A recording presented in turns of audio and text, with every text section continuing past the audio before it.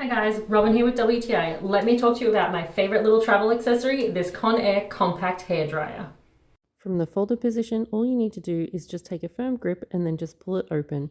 You'll feel it kind of click into place, and that way you know it's sturdy and ready to go. It also has all the features of a larger one too, like the cooling button and also a medium and high setting. The amount of heat that comes out of this tiny little thing is amazing. The last thing you want to do on vacation is waste a lot of time using a weak hairdryer to try and dry your hair. Once again, the high and low buttons are really easy to slide between, and it just slides up and down.